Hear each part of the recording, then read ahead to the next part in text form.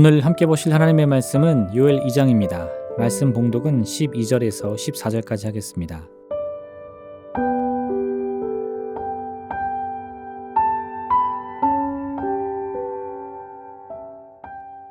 여호와의 말씀에 너희는 이제라도 금식하고 울며 애통하고 마음을 다하여 내게로 돌아오라 하셨나니 너희는 옷을 찢지 말고 마음을 찢고 너희 하나님 여호와께로 돌아올지어다. 그는 은혜로우시며 자비로우시며 노하기를 더디하시며 인애가 크시사 뜻을 돌이켜 재앙을 내리지 아니하시나니 주께서 혹시 마음과 뜻을 돌이키시고 그 뒤에 복을 내리사 너희 하나님 여호와께 소제와 전제를 드리게 하지 아니하실는지 누가 알겠느냐. 아멘.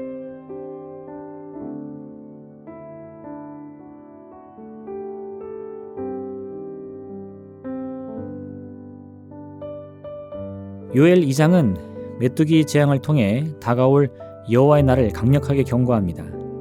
이 날은 어둡고 캄캄하며 강력한 군대로 묘사되는 메뚜기 떼가 에덴 같던 땅을 황폐하게 만들 것입니다. 이 군대는 막을 수 없는 존재로 묘사되며 그 앞에서 백성들은 두려움에 떨게 될 것입니다. 이는 하나님께서 직접 주관하시는 강력한 심판을 의미합니다. 이에 하나님께서는 백성들에게 옷을 찢지 말고 마음을 찢으며 진심으로 회개할 것을 촉구하십니다. 금식하고 울며 애통하는 마음으로 다시금 주님께 돌아오라는 말씀입니다. 요엘 선지자는 백성들이 마음을 찢으며 애통하는 마음으로 하나님께 돌아가야 하는 이유를 이와 같이 설명합니다. 그는 은혜로우시며 자비로우시며 노하기를 더디하시며 인애가 크시사 뜻을 돌이켜 재앙을 내리지 아니하시나니 주께서 혹시 마음과 뜻을 돌이키시고 그 뒤에 복을 내리사 너희 하나님 여호와께 소제와 전제를 드리게 하지 아니하실는지 누가 알겠느냐. 죄악으로 인해 임박한 하나님의 심판은 결코 피할 수 없을 것입니다. 그러나 이 심판의 고통 속에서도 이스라엘이 기억해야 할 것은 바로 이스라엘의 하나님 여호와가 어떤 분인가 하는 점입니다. 요엘 선지자는 아주 분명한 목소리로 하나님께서는 자비로우시며 노하기를 더디하시며 인애가 크신 분이라고 선포합니다. 사실 요엘 선지자가 목격하고 있는 것은 동족 이스라엘의 죄악된 모습이었습니다. 불의와 불법이 가득한 이스라엘의 모습을 보며 그는 하나님께로부터 이스라엘의 죄를 향한 심판이 곧 임할 것이라는 말씀을 듣습니다. 그리고 이런 절박한 상황에서 요엘 선지자가 붙든 것은 바로 하나님의 자비하심과 인자하심인 것입니다. 그 결과 이스라엘은 심판 이후에도 망하거나 버림받지 않고 오히려 성령의 임재를 통해 지금까지 한 번도 경험해보지 못한 성령의 역사를 체험하게 될 것입니다. 하나님께서 부어주시는 성령으로 말미암아 자녀들은 장래일을 말하며 늙은이는 꿈을 꾸며 젊은이들은 이상을 볼 것이라는 말씀은 하나님의 심판 이후에도 이스라엘의 미래는 여전히 계속될 것임을 나타내는 말씀인 것입니다. 하나님의 심판은 이스라엘을 과거 죄악된 모습에 가두기 위한 저주가 아닙니다. 올무가 되어 이스라엘을 미래로 나가지 못하게 붙잡고 있는 그 저주를 끊어내기 위한 긴급 조치인 것입니다. 이를 통해 이스라엘은 다시금 성령의 위로하심과 치유하심을 경험할 것이고 또한 자신들의 시선을 돌려 미래의 일들을 바라보게 될 것입니다. 이스라엘에게는 여전히 소망이 있습니다. 왜냐하면 하나님의 자비와 긍휼 때문인 것입니다. 우리의 미래가 소망으로 가득한 이유 역시 똑같습니다. 우리가 미래를 절망이나 근심이 아닌 소망으로 가득한 눈으로 바라볼 수 있는 이유는 바로 하나님의 자비와 인자하심 때문인 것입니다. 때로 우리는 실패하거나 넘어질 수 있습니다. 하나님의 인도하심을 떠나 제 갈 길로 갈 수도 있습니다. 하지만 그러한 순간에도 하나님께서는 결코 우리를 포기하지 않으십니다. 하나님의 마음에서 불붙는 듯한 자비와 긍휼의 마음이 여전히 하나님의 진노를 억누르기 때문인 것입니다.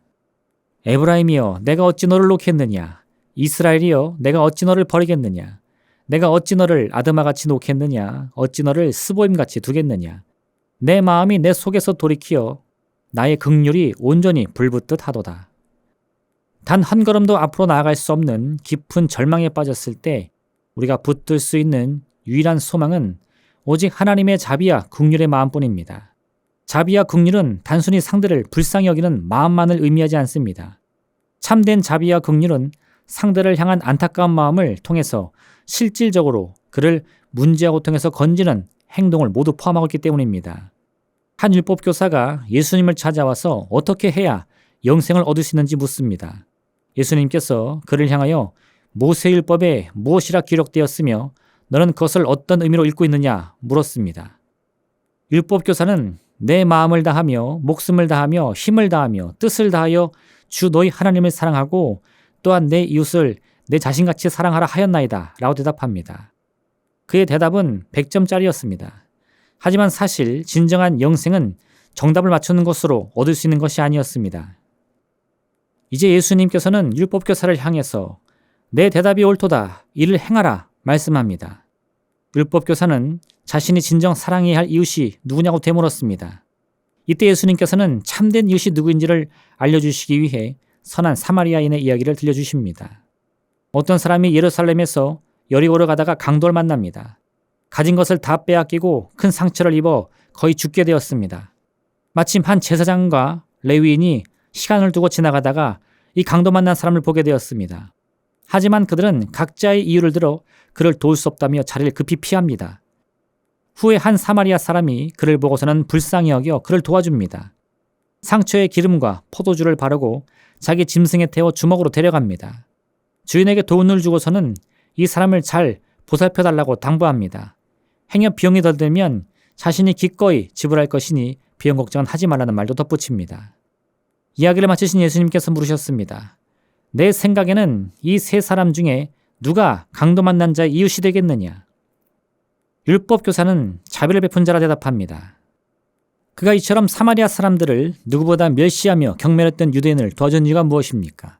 그의 처지를 보고 불쌍히 여기는 마음이 들었기 때문입니다.